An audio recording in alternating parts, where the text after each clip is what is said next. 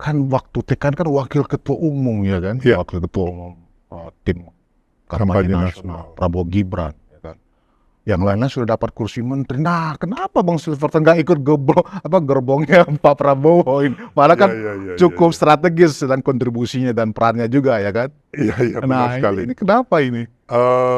Jadi kalau memang pemilihan kabinet itu hak prerogatif Presiden Prabowo lah. Kita hargai itu, dan saya melihat yang sekarang ini memang kawan-kawan yang jadi juga kawan-kawan kita juga cukup baik dan bagus, tapi tentunya kita akan uji ketika nanti setelah beberapa saat mereka menjabat ini, apa yang bisa dilakukan di kementeriannya masing-masing. Iya, iya. Intinya itu. Jadi saya intinya mendukung. Ya. Dalam hal ini memang kemarin kita berjuang mendukung Pak Prabowo dan Mas Gibran, ya kan, tidak ada tendensi jabatan atau proyek dan lain-lainnya.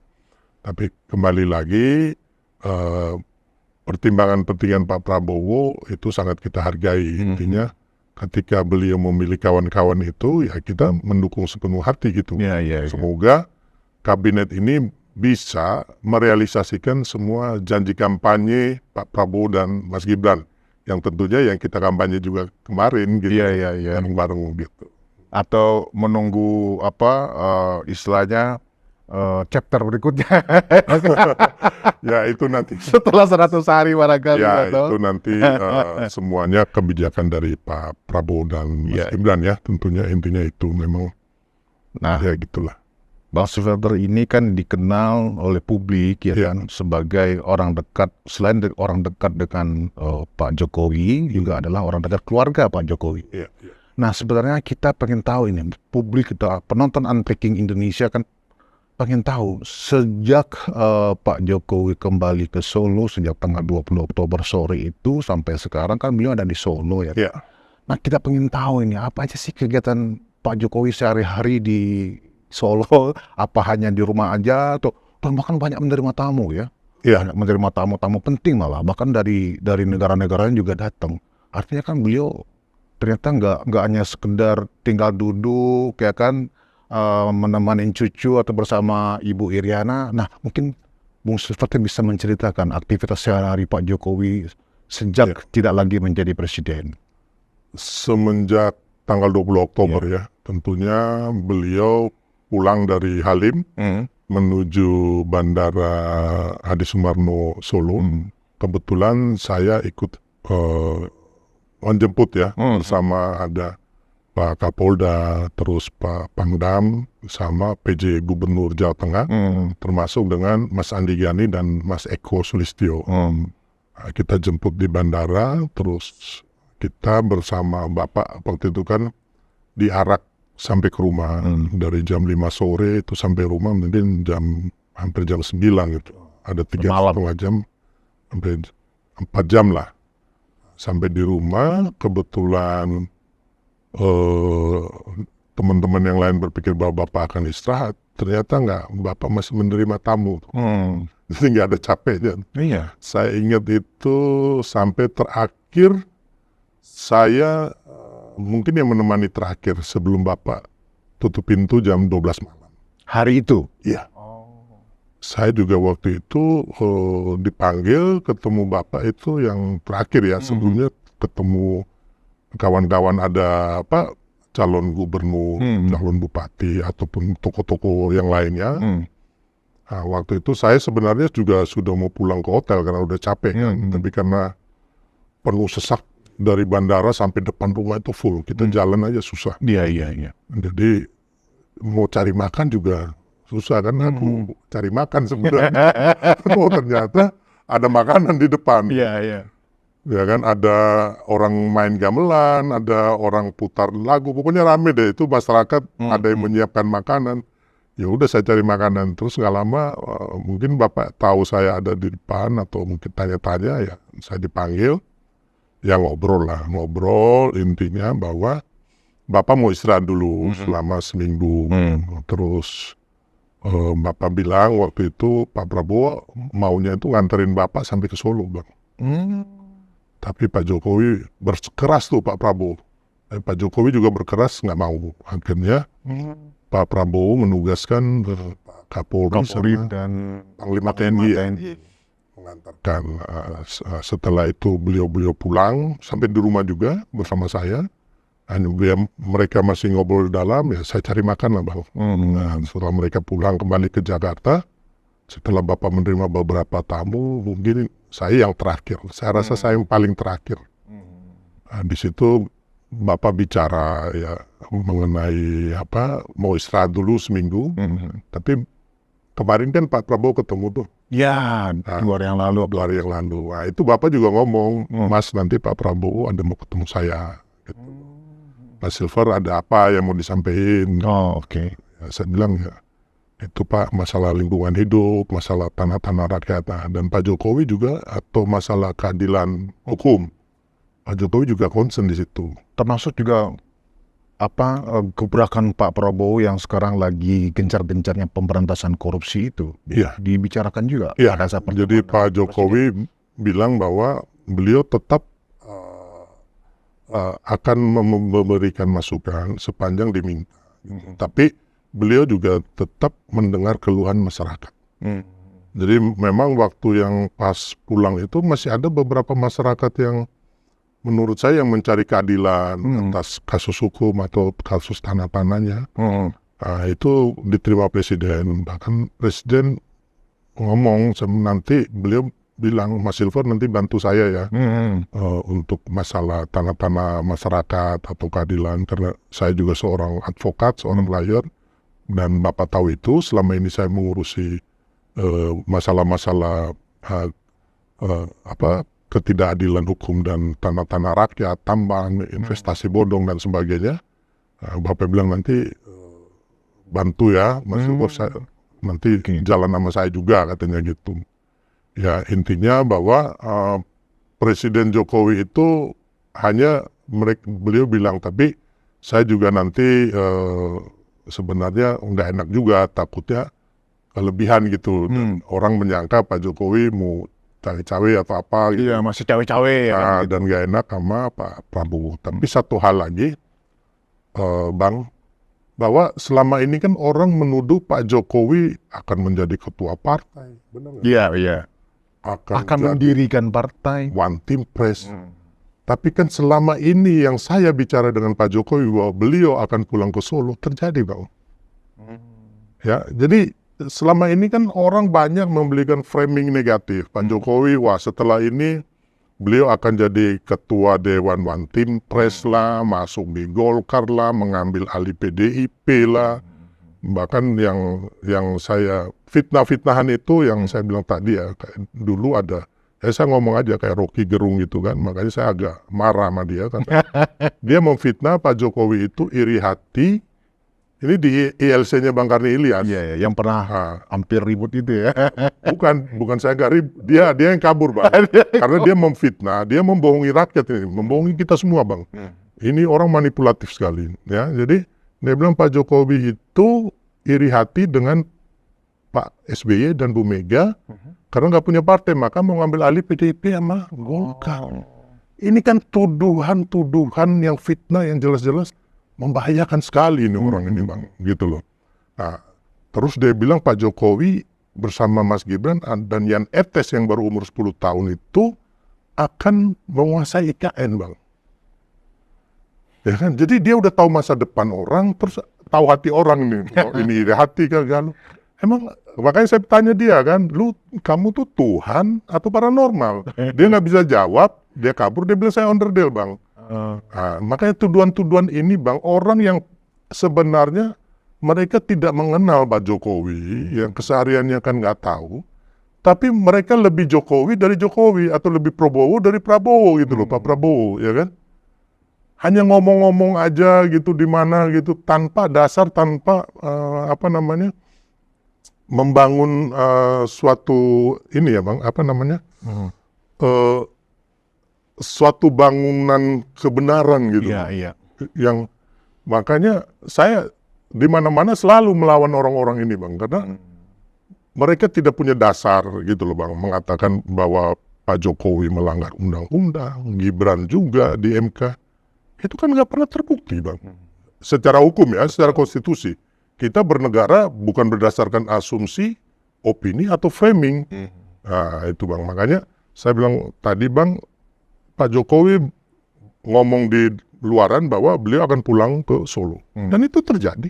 Ya. Dan beliau ngomong ke saya juga waktu bulan, ya sebelum pelantikan presiden lah, habis pemenangan itu kan saya tanya, Bapak gimana? Saya bilang, Pak, Sekjen PBB, enggak, aku mau pulang dulu katanya.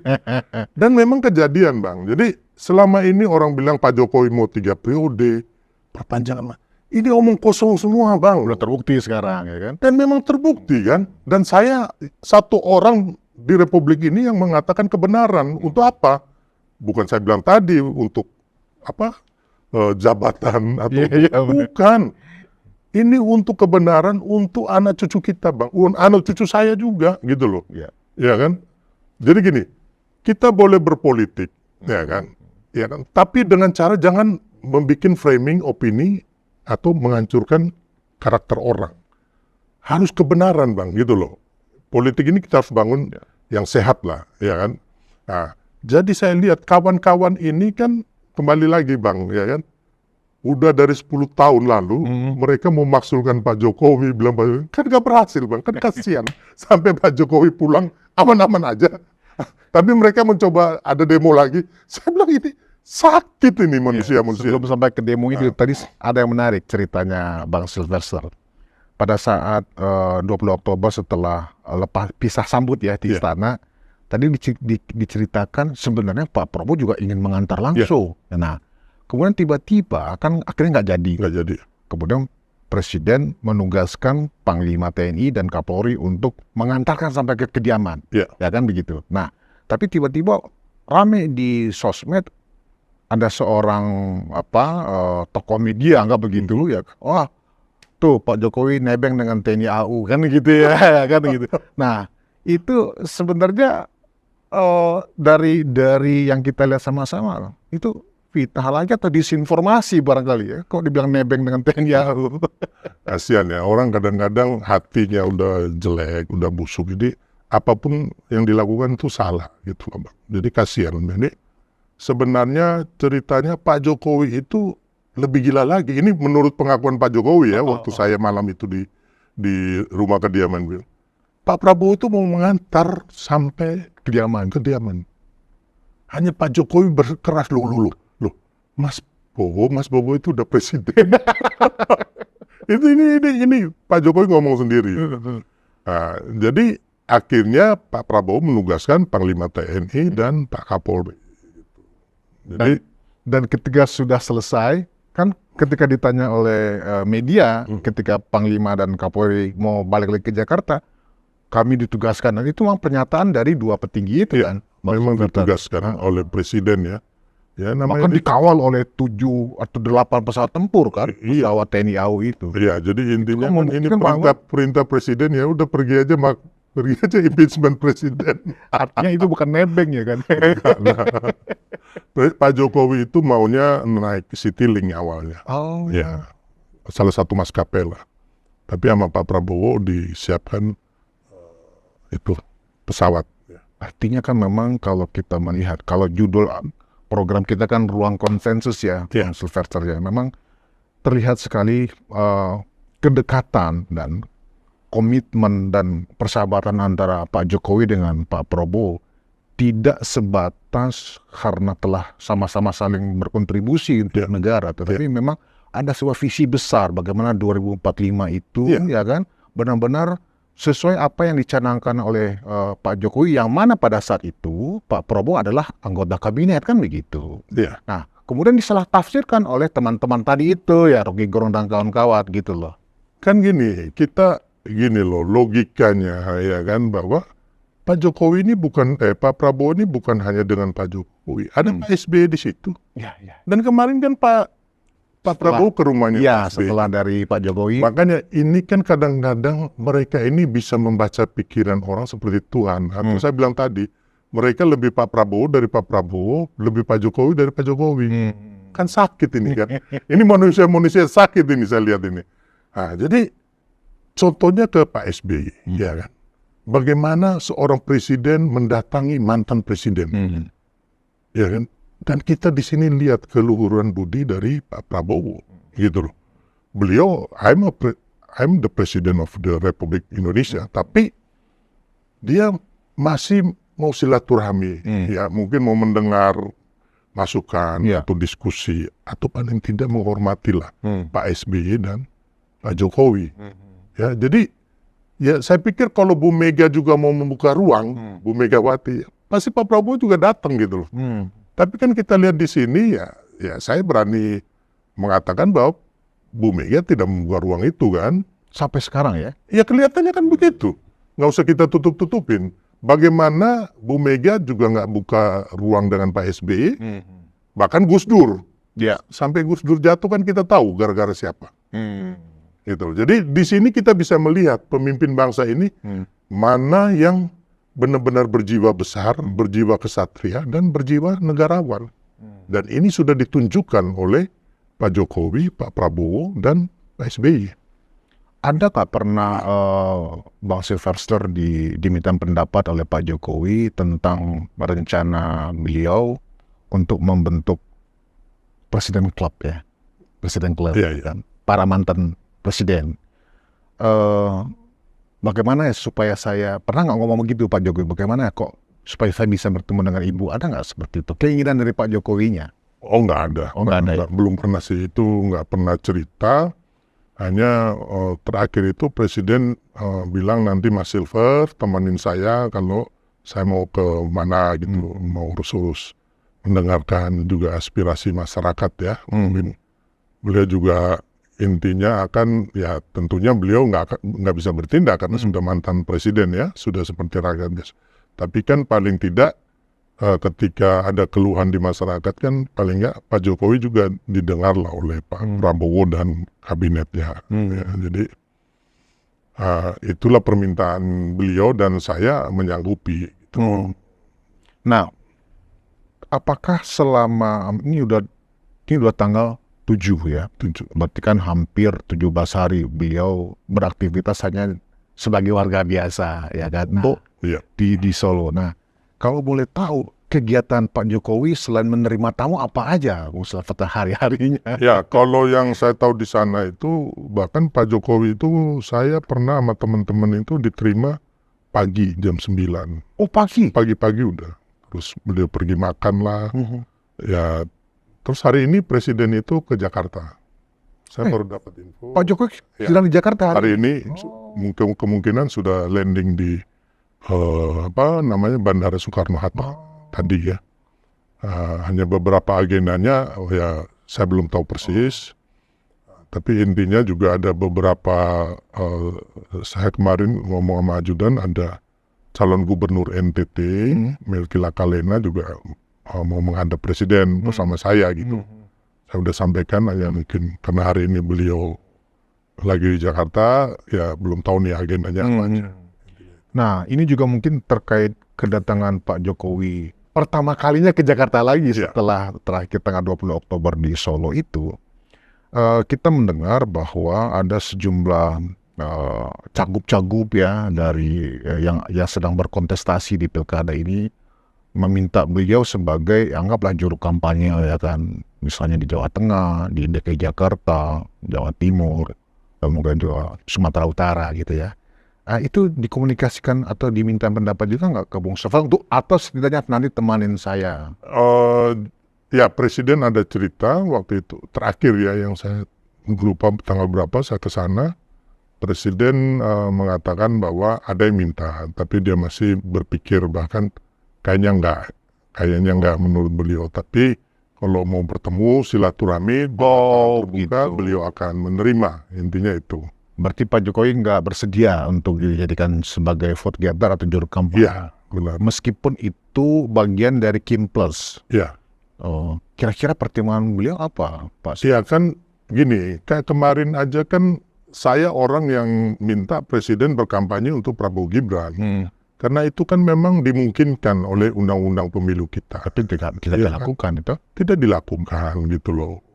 Padahal kan undang-undang pemilu itu mengatakan Presiden boleh berkampanye sepanjang ambil cuti dan juga tidak menggunakan fasilitas negara. Itu pun tidak dilakukan. Ya, kembali lagi saya pikir daripada polemik, ya kan, ya mungkin presiden hanya menerima atau makan sama ya calon-calon yang menurut presiden juga bagus untuk masyarakat daerah setempat ya. Jadi hanya menerima calon gubernur yang sedang berkontestasi, mungkin minta arahan barangkali seperti itu aja ya, untuk sebagai ada di panggung untuk ikut memberikan dukungan ke cagup-cagup, nggak seperti itu ya. Kayak kemarin tuh kalau nggak salah tapi waktu penerimaan itu ada di Banten itu Bu siapa namanya Airin ya dari Golkar. Waktu itu sama-sama dengan saya menjemput Pak Jokowi di bandara. Ya, terus yang kedua ada yang Jawa Tengah ini siapa namanya yang polisi Pak Lutfi. Terus kemarin lagi ada Pak Ridwan Kamil datang ke Solo, dan juga calon gubernur Sumatera Selatan ada juga datang, kawan juga. Jadi intinya ya Pak Jokowi mereka minta restu ya, namanya orang mau ketemu minta restu ya. Ya sebagai orang yang lebih senior ya kan, ya beliau pasti akan menerima gitu. Siapapun cakup akan diterima atau akan diberikan restu oleh Pak Jokowi kalau memang mereka ingin bertemu. Ya, saya pikir yang menurut Pak Jokowi mungkin bagus lah. Ya. Masalahnya kan di Jakarta itu kan semuanya teman ini ya kan. Iya. Ridwan Kamil teman. Itu kebetulan kan memang itu pasangan dari Kim Plus. Nah, dengan Pak Pramono ya kan teman juga ya kan. Nah, kalau misalnya di Jakarta hari-hari ini atau mungkin besok juga kemudian Pramono ingin bertemu Bapak, bagaimana? Ya bisa saja. Ada masalah ya. Ada masalah. Tidak akan membuat nanti pemilih bingung loh. Pak Jokowi kok juga dukung Pramono kan begitu nanti. Apa persepsinya begitu? Ya, tapi otomatis sih Pak Jokowi juga akan melihat Pak Prabowo ya, dalam hal ini kan yang didukung Pak Prabowo Ridwan Kamil kan. Iya. Walaupun berkawan Pak Prabowo atau Pak Jokowi berkawan sama Bang siapa namanya Pramono, tapi kan secara politik kan mereka mendukungnya Pak Ridwan Kamil gitu. Intinya itu. Oke. Nah, selama di Solo kemarin itu, ini mungkin Bang Silvata juga tahu, kemarin kalau nggak salah, ada demo emak-emak gitu ya kan, yang rame, yang kita lihat dari video itu, bahkan polisi pun kewalahan ya kan. Ya benar. Memprotes rumah hadiah negara kepada mantan presiden. Ya kan, dengan orasi yang pokoknya bahasanya seram lah kalau kita dengar ya kan. Nah itu gimana respon Bapak dan warga Solo maksud saya atas tindakan yang demo ya dengan cara-cara seperti itu? Ya kalau menurut saya sih ini bukan kita nih anti kritik ya, tapi korelasinya tuh nggak ada gitu loh. Dan menurut saya sih ini orang yang sakit jiwanya menahun Bang, karena setelah kita telusuri, mereka ini udah dari zaman 2014 nggak suka sama Pak Jokowi. Iya, emak-emaknya itu, dan mereka kan nggak banyak. Kemarin hanya 200 kalau nggak salah ya, 200 orang. Tapi kan tidak mencerminkan mayoritas rakyat Indonesia. Karena kalau saya lihat waktu kemarin tanggal 20 Oktober, memang gini Bang, orang yang pembenci Pak Jokowi ini, pemerintah ini memang ada, tapi nggak signifikan. Dan mereka kebanyakan demo ya 200 orang, 100 orang, nggak sampai banyak sekali. Terus di media sosial itu aja, satu kolam itu mereka semua. Tapi kalau kita lihat kenyataan di dunia nyata, Bang, ya Abang bisa bayangkan kemarin bagaimana pelepasan Prabowo pelepasan Pak Jokowi dan penyambutan Pak Prabowo di Jakarta. Kan manusia begini Bang, nggak dibayar itu, otomatis nggak dibayar. Terus waktu di Solo Bang, itu gila. Oh ya? Iya, sampai macet hampir 4 jam. Jadi bayangkan, ya kita mau bayangkan ini ratusan ribu jutaan orang dengan hanya 200 orang ini yang sakit hatinya udah menahun Bang. Iya. Ya saya tahu lah mereka ini udah dari zaman dulu, udah 2014. Kan mereka ngomong sendiri, mereka pendukung Pak Prabowo 2014, 2019. Terus so what gitu loh. Kan lu dukung Pak Prabowo, lu nggak menang. Ya kan? Iya, iya. Apa maksudnya kan dia ngomong, oh Pak Prabowo kami mendukung. Terus apa kamu punya sumbangsi untuk kemenangan Pak Prabowo? Nggak ada kan? Iya, iya. Nah, kemarin mereka mendukung Anies 2024 melawan Prabowo. Tapi sekarang Pak Prabowo tolonglah begini, jangan iya. pergi ke ke mantan presiden yang bikin utang banyak lah apa segala. Ya kamu kan harus belajar dong. Utang Indonesia itu bukan dibikin oleh Pak Jokowi, tapi disetujui oleh DPR. Gitu loh. Utang kita ini Bang, Iya, iya. ini harus kita kasih tahu. Makanya Bu Menteri Keuangan itu yang lebih tahu, kalian itu jangan sok tahu, nggak ngerti apa-apa gitu loh. Bahwa utang kita ini kalau menurut Undang-Undang Kementerian Keuangan ini masih batas toleransi karena di bawah 40% Bang. Kita nggak boleh utang kita itu lebih dari 60% dari PDB kita gitu loh. Sedangkan utang Singapura, Thailand, Malaysia itu di atas 60%. Kita baru 38% terakhir. Amerika itu utangnya 100% dari PDB-nya dia. Jepang malah 200%. Jepang 200%. Jadi udahlah, ini kan orang-orang yang tidak ngerti apa-apa hanya karena memang penyakit hati gitu loh Bang. Yang memang bukan jadi acuan kita untuk berbangsa bernegaranya kan kadang-kadang membodohi rakyat kita gitu loh. Salah satu, dan itu diulang-ulang oleh para emak-emak itu ya, alasan mereka untuk memprotes hadiah dari negara itu yang rumah yang di Colomadu apa ya itu? Colomadu itu, bahwa itu hadiah rumah dari negara untuk mantan presiden itu bagi presiden yang turunnya secara terhormat, kan begitu ya. Nah sementara kan Pak Jokowi turunnya tidak secara terhormat karena bla bla bla bla. Itu bagaimana itu ada klaim-klaim seperti itu? Sebenarnya kan kalau publik di sosmed itu mendengar tanpa informasi yang jelas kan bisa terhasut ya kan? Iya Bang, jadi gini Bang, kan harus biasanya kan dulu kalau zaman kita sebelum revisi undang-undang mengenai MPR itu Bang, ya kan harus pertanggungjawaban di depan MPR. Sekarang kan udah nggak ada, ya kan? Dan memang tidak ada masalah Pak Jokowi turun secara baik-baik kok. Waktu kemarin di gedung DPR MPR juga tidak ada segala macam keberatan atau dari siapapun ya secara baik-baik normally gitu loh. Bahkan Pak Jokowi sukses gitu loh. Sukses dalam hal pertumbuhan ekonomi kita bagus di atas 5%. Inflasi kita turun di bawah 2%. Terus Bang? Kita punya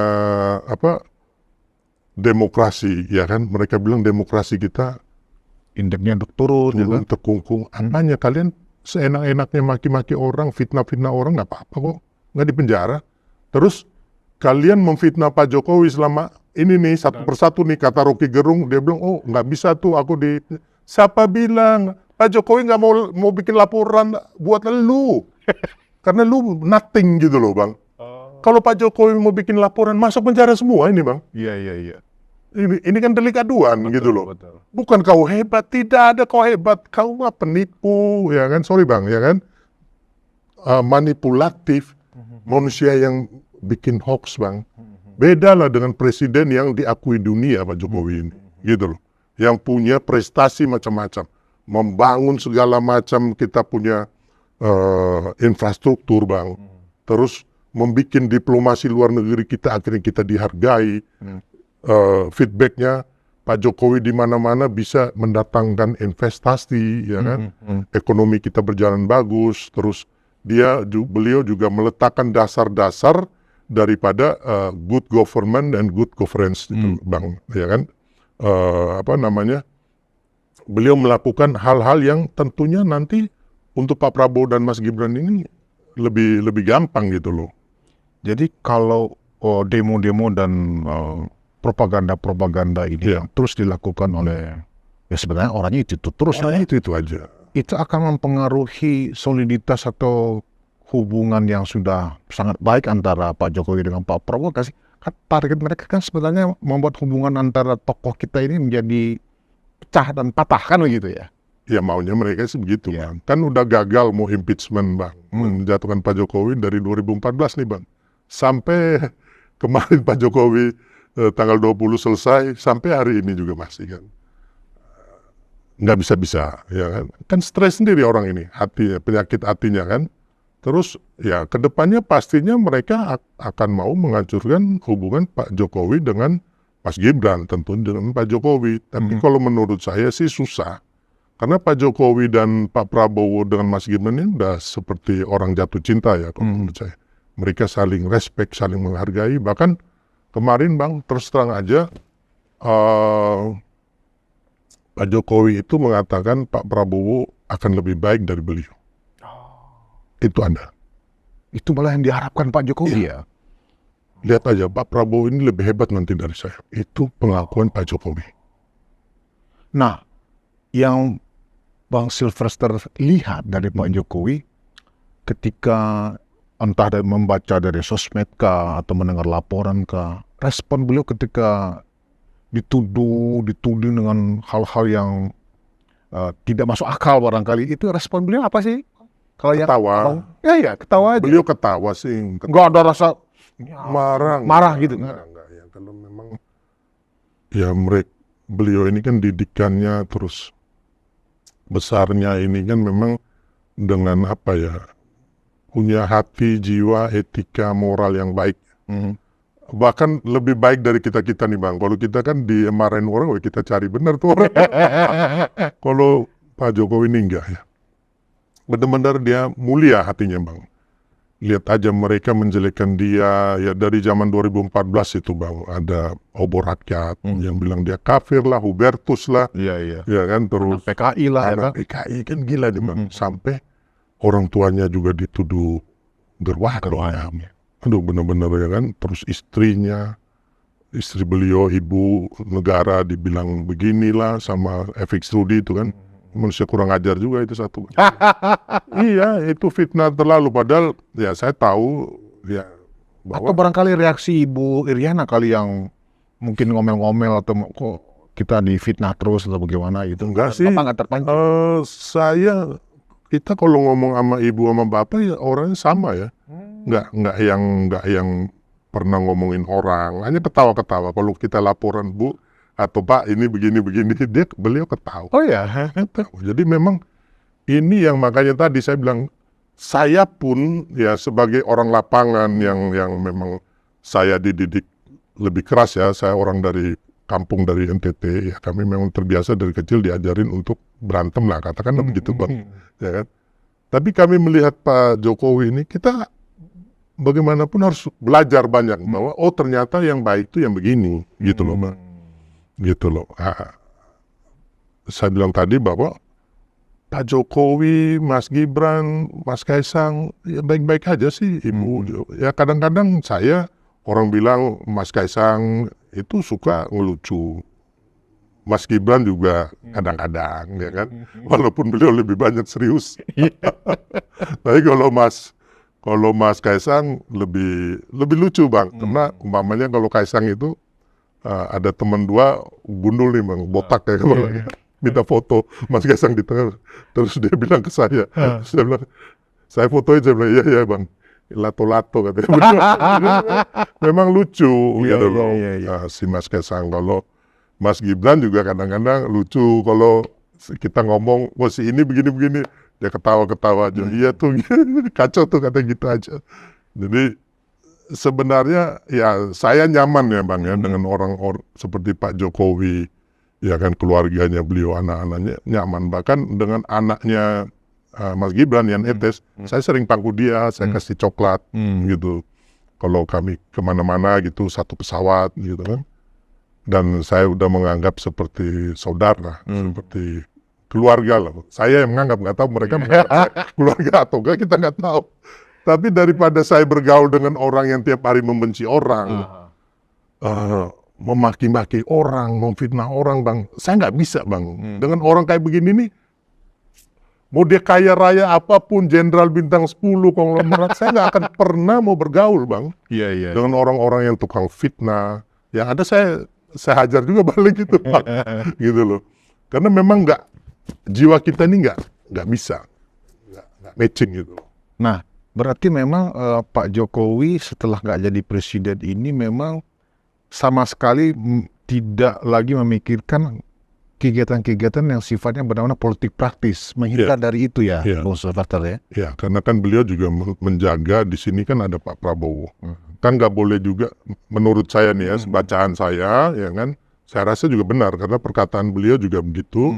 Beliau juga nggak akan terlalu maju karena ada Pak Prabowo bahasanya. Berarti kan beliau juga tidak menginginkan adanya matahari kembar. Betul. Termasuk dengan anaknya Mas Gibran. Karena mau suka nggak suka, sesuai Undang-Undang Ketatanegaraan Indonesia, presidennya adalah Pak Prabowo. Dan Wapres Mas Gibran ini adalah pembantunya Bapak Presiden.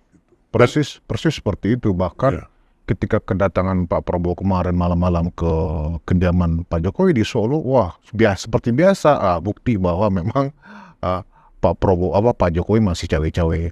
Pak Jokowi masih punya pengaruh terhadap Presiden Prabowo. Padahal kan itu hanya karena ya kangen-kangenan lah. Atau mungkin ada yang perlu ditanyakan ke Pak Jokowi barangkali. Memang itu sudah diagendakan. Hanya dari kemarin kan saya nggak pernah cerita bahwa Pak Prabowo akan bertemu Pak Jokowi. Karena waktu tanggal 20 Oktober itu, yang saya terakhir di rumah Bapak sampai jam 12, Pak Jokowi mengatakan bahwa saya nanti seminggu lagi akan ketemu Pak Prabowo. Karena mungkin Pak Prabowo itu sudah diagendakan lama. Sudah.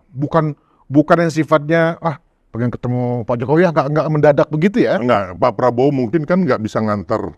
Mungkin ya, ini mungkin karena nggak bisa nganter kemarin langsung. Mungkin beliau mengatakan, mungkin saya juga belum tahu ya. Ini kan kita menduga-duga. Pak Prabowo berjanji mungkin, tapi kalau menurut pernyataan Pak Jokowi, beliau akan ketemu Pak Prabowo. Jadi saya mungkin yang duluan tahu bahwa Pak Prabowo akan bertemu Pak Jokowi dan seminggu lagi. Dan sepertinya memang ada pembicaraan yang serius karena kan waktu makan berdua makan nasi goreng itu kalau memang tidak ada pembicaraan yang serius pasti kan temani ya kan, ini kan berdua. Jadi ada beberapa agenda yang saya cerita ke Pak Jokowi bahwa Pak ini ada begini-begini nih. Nah, Pak Jokowi bilang ya udah Mas, nanti saya mau ketemu Pak Prabowo seminggu lagi saya sampaikan.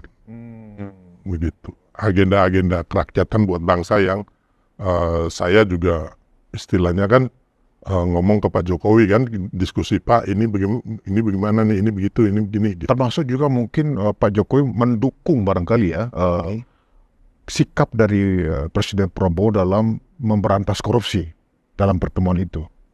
Saya kurang paham, tapi pastinya Pak Jokowi masih begitu. Oke. Nah, Bu Sylvester, ini besok tanggal 8 itu kan dijadwalkan Presiden Prabowo kan akan ada kunjungan kenegaraan ke sejumlah negara. Itu bahkan bisa 2 minggu, ya kan. Nah, seperti biasa nih, pasti akan muncul banyak spekulasi. Apalagi tadi Bung Sylvester menginformasikan Pak Jokowi baru landing nih di Jakarta, ya kan. Nah, padahal kan besok Presiden mau berangkat. Nah, ini pasti tafsirnya banyak lagi nanti yang muncul, ya kan. Nah, ketahuan nih Presiden Prabowo mau luar negeri, mantan presiden langsung ke Jakarta nih, mungkin mau dampingin anaknya kali, kan seperti itu. Bagaimana cara kita mengeliminasi isu-isu rumor-rumor seperti ini? Apa dibiarkan saja? Karena memang ini ruang demokrasi. Ya ini memang, ya saya pikir kita biarkan saja. Yang gila tetap gila. Yang waras lebih banyak, Bang. Iya. Ini kan bangsa kita ini kan, ya kalau mau bilang sekarang ini banyak juga. Ya istilahnya anak-anak muda, anak-anak SD, SMP, SMA, yang kuliah. Kan sebenarnya lebih pintar daripada yang tua-tua ini yang sakit jiwa ini, Bang. Kan mereka dikit, Bang. Kolamnya dikit saja. Jadi biarkan saja. Orang Pak Jokowi aja ketawa-ketawa. Kita ngapain repot ya kan. Tapi kalau saya tetap. Yang benar saya katakan benar, yang salah saya katakan salah, Bang.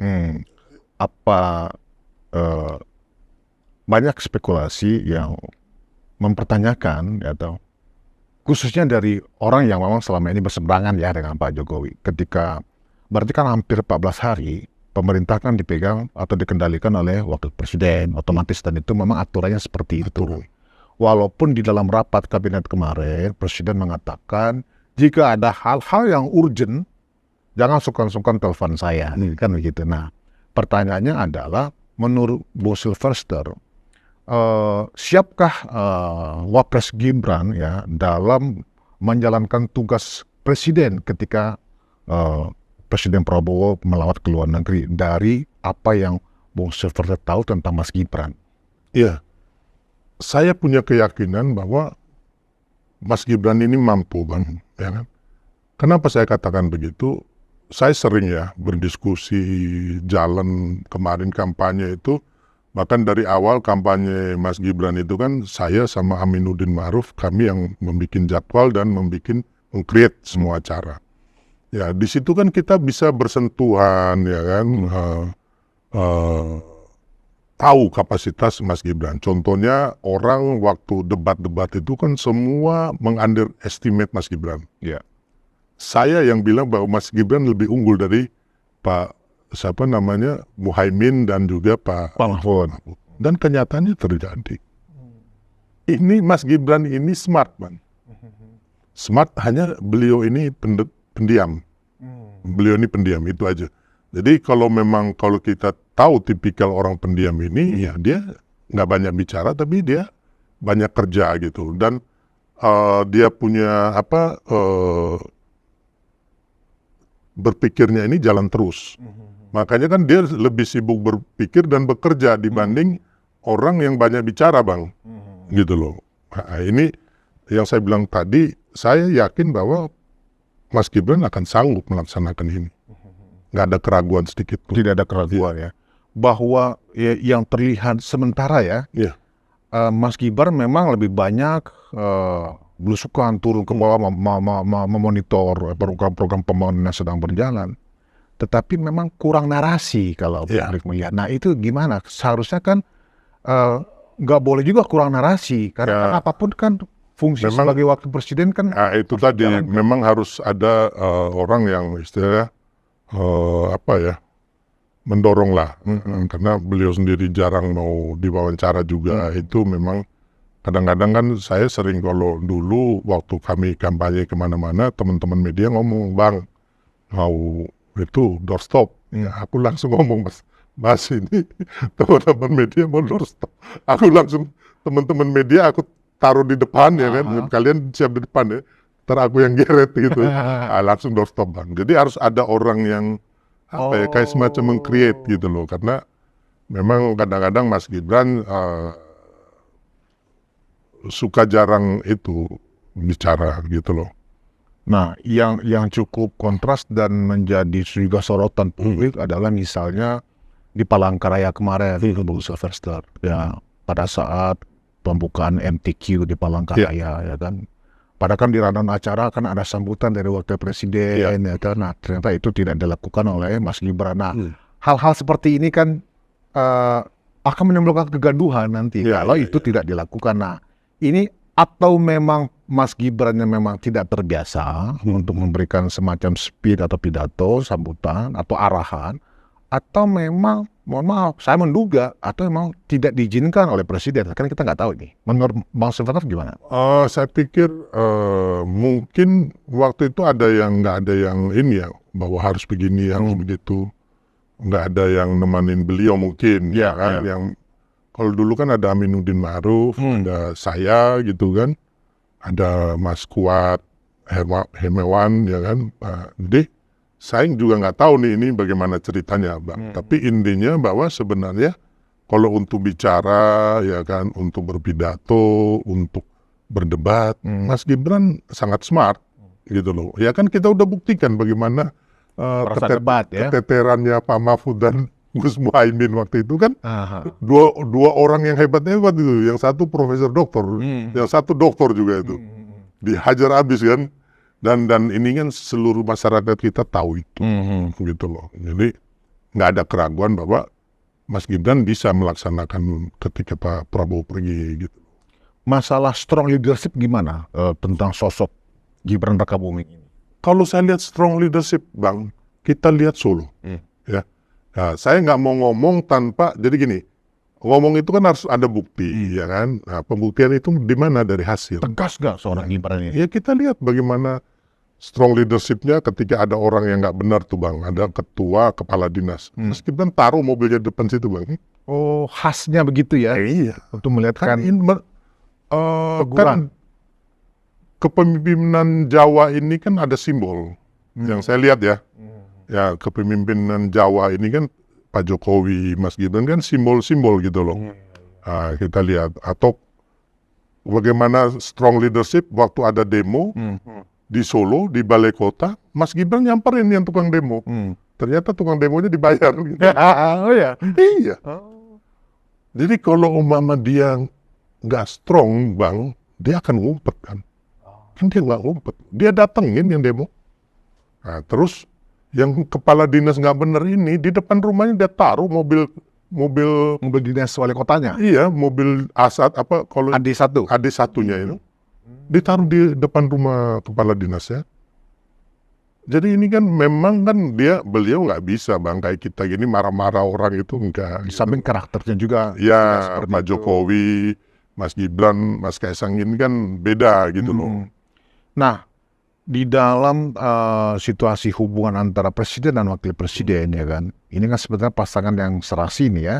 Satu dengan segala pengalamannya, kesenioritasnya, dan satu anak muda nih ya kan, dengan segala kreativitas. Menurut Bang Silverta selama 5 tahun, koordinasi dan kerjasama antara Pak Prabowo dengan Mas Gibran ini kedepannya akan seperti apa? Ya kalau saya lihat Pak Prabowo menghargai Mas Gibran sangat menghargai Pak Prabowo. Bang, kita ingat Bang, bagaimana Pak Prabowo itu sampai 5 kali minta Mas Gibran untuk jadi wakilnya. 5 kali Bang. Ya kan? Bahkan Pak Prabowo yang datangin Mas Gibran, datangin Pak Jokowi untuk meminta Bang. Gitu. Jadi di sini kita lihat Pak Prabowo sangat menghargai dan merasa bahwa betapa pentingnya Pak Jokowi dan Mas Gibran gitu. Ya saya juga nggak bisa bayangkan kan kemarin Bang, ya kan. Saya dari timnya Pak Jokowi akhirnya menjadi tim Prabowo Gibran gitu loh, ya kan. Sampai saat ini pun saya bos saya ya Pak Prabowo Gibran dan Pak Jokowi Bang, gitu nggak bisa dipisahin gitu loh, ya kan. Nah, di situ saya melihat apabila kemarin Pak Prabowo menggandeng Erlangga Hartarto atau si siapa namanya Erick Thohir kalah Bang. Ya, to be honest, aku harus jujur bahwa selesai barang ini. Walaupun akan didukung oleh Pak Jokowi. Ya nggak mungkin lah Pak Jokowi dukung. Ya kan? Gitu loh. Kan istilahnya ketika Pak Jokowi mendukung siapa, itu Bang.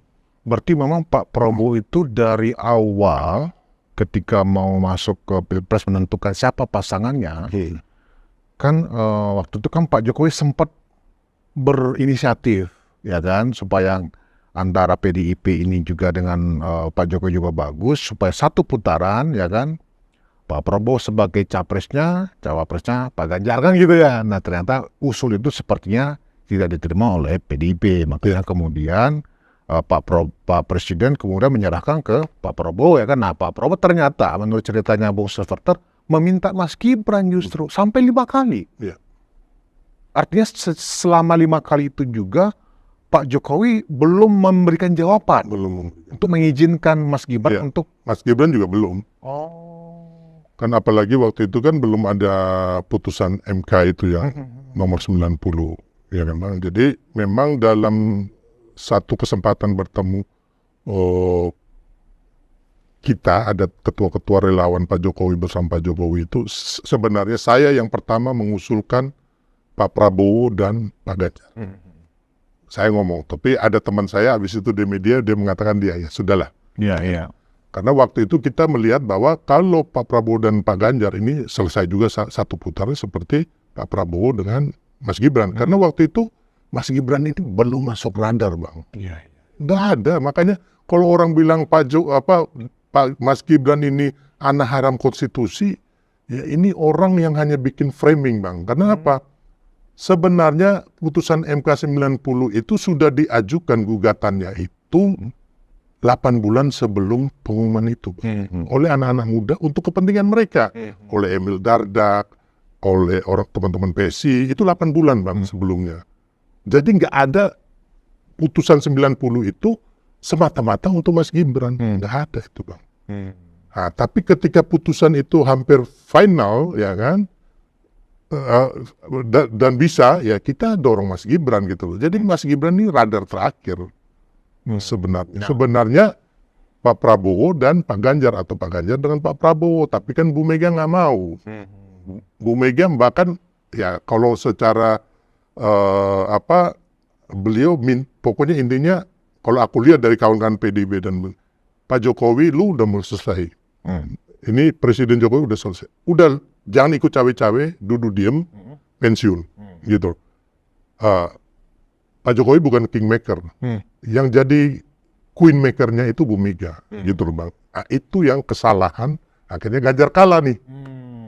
Gitu. Harusnya Bu Mega, kalau menurut saya, dengar rembukan dengan Pak Jokowi. Bagusnya gimana?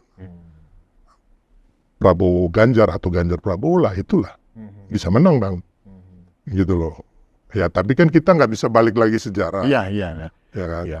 Dan ini memang saya tanyakan duduk atau latar belakang awalnya itu kenapa? Karena saat ini sampai sekarang lah ya, itu kan masih aja digembar-gemborkan, diglorifikasi bahwa Gibran ini dulu dengan akun Fufufafanya, ya kan, membuat narasi-narasi yang pokoknya tidak positif tentang Pak Prabowo kan begitu. Iya.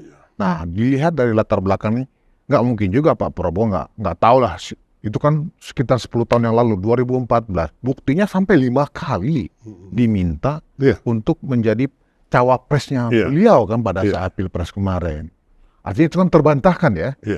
Oke. Nah, berarti sekarang ketika memang ini sudah berjalan, selama 2 minggu ini Bung Silver tidak melihat ada agenda-agenda dari pihak-pihak untuk membuat kisruh nih. Karena presidennya kan lagi nggak ada nih untuk menggoyang barangkali. Kalau pengamatan dan penilaian Bung Silvester terhadap 10 atau 2 minggu ke depan seperti apa?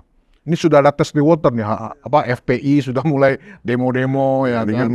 Saya bilang tadi, ini kan manusia pecundang dan sakit hati, Mbak. Susah ya, kebencian aja dalam hidupnya gitu loh. Jadi ya, tapi kan juga nggak banyak Bang, hanya segelintir orang gitu loh. Dan syukurlah, alhamdulillah, puji Tuhan, masyarakat kita ini lebih banyak yang bijaksana, yang lebih pintar, dan kayaknya sih nggak berpengaruh sama sekali gitu loh. Nggak berpengaruh ya. Jadi ya kita akan berjalan dengan baik-baik saja bangsa ini. Demokrasi akan berjalan baik, perekonomian akan berjalan baik. Yang kita ke depannya ini, yang kita harapkan ini adalah masalah ketidakadilan hukum aja nih Bang. Yang saya juga sebagai seorang penggiat hukum juga merasakan itu. Ini juga yang kemarin saya juga diskusi sama Pak Mas Gibran, terus Pak Jokowi, yang memang harus kita bereskan ini, gitu loh, masalah-masalah hukum. Tapi kalau masalah ekonomi, paling nggak baiklah. Terus masalah demokrasi juga. Sekarang ini kan semua orang dengan gampangnya maki-maki orang Bang, gitu loh. Kan nggak ada, pernah nggak mereka demo dilarang, koran dibredel? Bahkan kita sepertinya lebih liberal dari negara liberal sekalipun saat situasinya gitu. Iya, lebih gawat dari Amerika, kita lebih free daripada Amerika. Nah, dengan kondisi itu, Bung Silver tetap melihat bahwa Wapres kita akan sanggup mengkoordinir seluruh kabinet untuk tetap mencapai target-targetnya seperti yang diperintahkan oleh Presiden ya. Tidak ada keraguan tentang itu.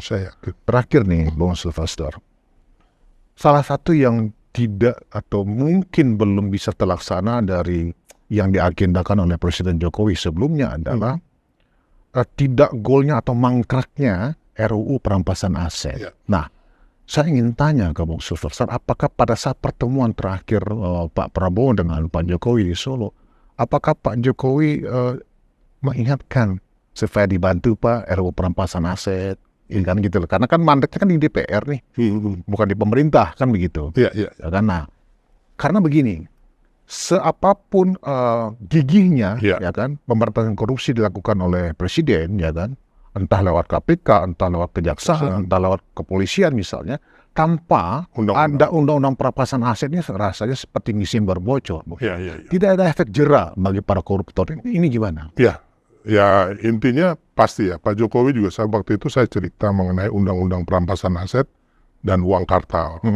Ya ini kan harus sesegera mungkin gitu loh. Ya bisa jadi juga, saya nggak tahu ya apa yang dibicarakan, Tapi intinya bahwa waktu itu saya juga kasih masukan ke Pak Jokowi supaya disampaikan ke Pak Prabowo juga mengenai undang-undang perampasan aset dan uang kartal, termasuk SKB 2 Menteri tentang pendirian tempat ibadah, Bang. Karena ini SKB 2 Menteri mengenai pendirian tempat ibadah ini harus kalau nggak dibatalkan atau direvisi, ya kan? Karena ini adalah akar permasalahan daripada intoleransi, ya kan? Daripada terbelenggunya bangsa kita untuk melakukan ibadah di rumahnya ataupun di daerahnya atau di negara tercintanya. Ini yang jadi satu PR juga, termasuk masalah ketidakadilan hukum, mafia tanah yang kayak gini. Judi online. Iya, judi online. Judi online ini gila nih, Bang. Kita ini juara 1 di dunia. Oh ya. Sebagai rakyat yang edik dengan judi online, begitu? Ya, jadi judi online ini ya kan Bang, kita nomor 1 nih yang main judi online. Termasuk banyak juga orang Indonesia yang menjadi bandar besar di luar negeri. Ya, di Vietnam, di Thailand, dan banyak pekerja kita yang di sana juga ada. Jadi maksud saya ya janganlah juara 1, juara 50 kayak gitu loh. Ya kan ini kementerian terkait dan aparat penegak kalian kerja apa gitu loh. Ya kan? Ini soalnya... Apa kita harus suruh anak SMA aja di posisi jabatan itu? Yang lebih mampu mungkin menurut saya. Mereka diberi kekuasaan untuk memberantas judi online ini kok. Ya hanya retorika gitu loh, ya kan? Oh kami memberantas apanya, jangan-jangan maling juga gitu. Karena ketika pertama memang perlu ada RUU perampasan aset itu memang sampai tuntas, ya kan? Nah, yang juga perlu juga diberantas adalah masalah judi online. Nah, ini juga menjadi perhatian khususnya Bung Silvater sebagai bagian dari keluarga dekat dari pihak Pak Jokowi.